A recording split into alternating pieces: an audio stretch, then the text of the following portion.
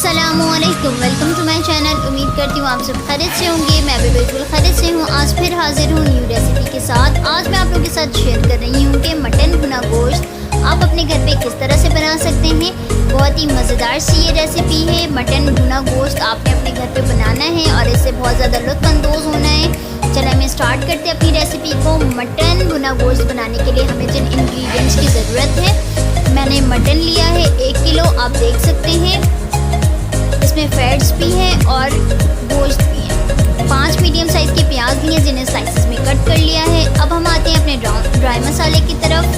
2 teaspoon korma मसाला powder, ½ teaspoon हल्दी powder, 1 teaspoon धनिया powder, 1 teaspoon लाल मिर्च पाउडर, 1 टीस्पून कुटी हुई लाल मिर्च, 2 टीस्पून अदरक लहसुन का पेस्ट मेरा होममेड, 4 अदद मैंने टमाटर लिए हैं जिन्हें बारीक बारीक राउंड स्लाइसेस में कट किया है। इस तरह से आपने भी इसी तरह से कट करना है। अब हम चलते हैं अपने सॉस पैन की तरफ।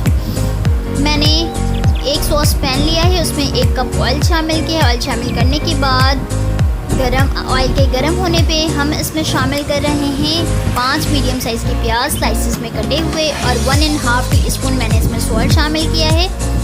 मैं प्याज को सेपरेटली गोल्डन ब्राउन करके निकाल लूँगी। आपने भी इसी तरह से इसे सेपरेटली गोल्डन ब्राउन करके निकाल लेना है। आपने इसे ज़्यादा डार्क ब्राउन नहीं करना।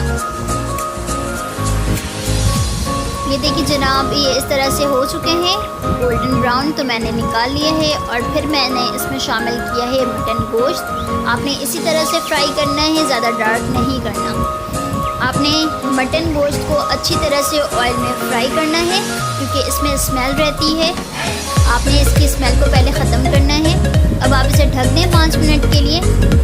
5 मिनट के बाद आप देख सकते हैं मटन का कलर बिल्कुल चेंज हो गया है। अब मैं इसमें शामिल करूंगी अदरक लहसुन का पेस्ट 2 टीस्पून और इसे मज़ीद में अच्छी तरह से मिक्स कर रही हूँ। 5 से 7 अदद मैंने इसमें शामिल की हैं मोटी मिर्चें, हरी मिर्चें मोटी वाली। आपने भी इसे ही शामिल करना है, इससे बहुत अच्छा टेस्ट आता है। अब मैं इसमें शामिल कर रही हूँ टमाटर। फिर आपने दोबारा इसे 10 मिनट भाप में पकाना है। टमाटर आपके भाप में गल जाएंगे अच्छी तरह और मटन की स्मेल भी अच्छी तरह ख़त्म हो जाएगी। 10 मिनट के बाद आप देख सकते हैं टमाटर अच्छी तरह गल गए हैं और मटन की स्मेल बिल्कुल पूरी तरह ख़त्म हो गई है। आपने इसी तरह से बनाना है। और अब मैंने इसमें शामिल किए हैं ड्राई मसाले जो मैंने आपको बताए थे। और खड़े मसालों में मैंने इसमें शामिल किया है 2 तेज़ पत्ते और ये ब्राउन अनियन हमने इसमें शामिल कर दिया है। इसे मज़ीद हम मिक्स करेंगे फिर दोबारा।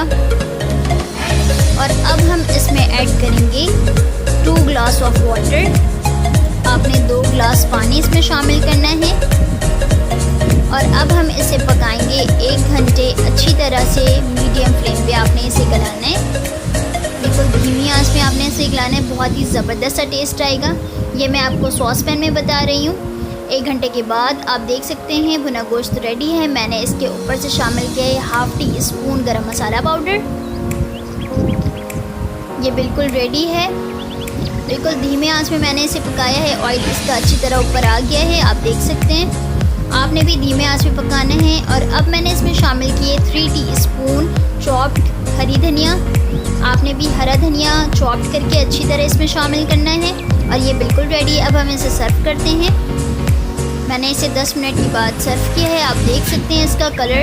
मैंने ये सॉस पैन में पकाया। आप ये कुकर में भी बना सकते हैं। उसके लिए तो बहुत आप हाफ आवर्स में मटन के गोश्त को गलाएंगे कुकर में। सॉस पैन में 1 घंटा मैंने मीडियम फ्लेम में अच्छी तरह पकाया है। ये मैंने सॉस पैन वालों के लिए बताया है। आप कुकर में चाहे तो आप कुकर में भी बना सकते हैं, यह आपकी मर्ज़ी है।